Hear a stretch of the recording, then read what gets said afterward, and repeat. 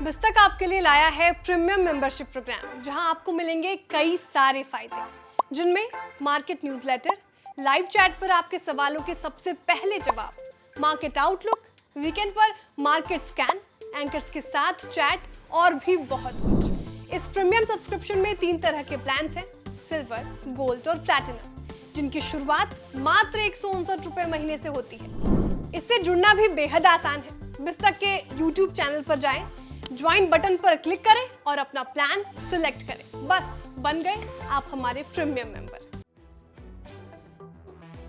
पिछले 1 साल से ज्यादा वक्त से यूक्रेन के साथ जंग लड़ रहे रूस के कारोबारियों की हालत खराब बनी हुई है। रूस पर पश्चिमी देशों ने तमाम तरीके से प्रतिबंध लगा रखे हैं। खास तौर पर तेल और गैस की बिक्री करना रूस के लिए मुश्किल है।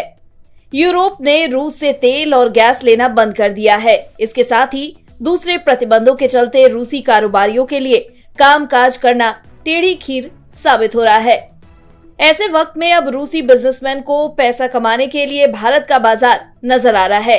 रूसी इन्वेस्टर्स को लग रहा है कि जब हर तरफ से उनके लिए दरवाजे बंद हो गए हैं, तब रूस के लंबे वक्त से दोस्त रहे भारत में उन्हें कमाई करने का बड़ा मौका मिल सकता है। यही वजह है कि रूसी मूल के फॉरेन पोर्टफोलियो इन्वेस्टर्स यानी एफपीआई भारतीय बाजारों के जरिए अमेरिकी एनर्जी बास्केट में खरीद फरोख्त करने में भी दिलचस्पी दिखा रहे हैं।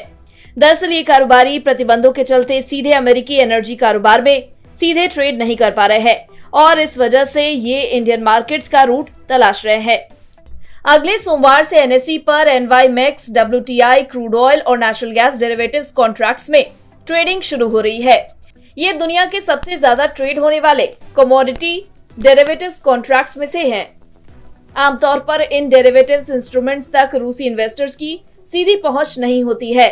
हालांकि इसमें से कुछ ने भारत में एफपीआई के तौर पर खुद को रजिस्टर्ड करा लिया है। साथ ही रूसी इन्वेस्टर्स आराम से अब भारतीय कमोडिटीज मार्केट में भी ट्रेड कर सकते हैं। एनएसडीएल के आंकड़े बताते हैं कि रूस की 3 इकाइयों ने हाल में ही भारत में खुद को रजिस्टर्ड कराया है। इनमें से 2 कैटेगरीज में अल्फा कैपिटल मैनेजमेंट कंपनी ने और एक में सेवोलोद रोजानोव ने खुद को रजिस्टर्ड कराया है। इतना ही नहीं, रूस के कई और इन्वेस्टर्स भी भारत में एफपीआई के तौर पर आने की प्रक्रिया में है। इनका ज्यादा फोकस एनर्जी सेगमेंट में ट्रेड पर है। ये रूसी इकाइयां एफपीआई के तौर पर भारत में खुद को रजिस्टर्ड करा रही हैं। ये रजिस्ट्रेशन सेबी के पास कराए जा रहे हैं। अमेरिका और यूरोप के रूस पर लगाए गए सैंक्शंस और मौजूदा ग्लोबल हालात के चलते इन इन्वेस्टर्स को भारत एक सुरक्षित बाजार लग रहा है।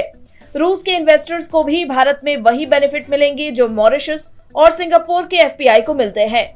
ऐसा नहीं है कि केवल रूसी ही भारत में आकर कारोबार करने में दिलचस्पी दिखा रहे हैं। भारतीय अथॉरिटीज भी ज्यादा से ज्यादा रूसी एफपीआईज को तरजीह दे रही है और वे इस मामले में चीनी एफपीआईज के मुकाबले रूस को तवज्जो देने के पक्ष में है।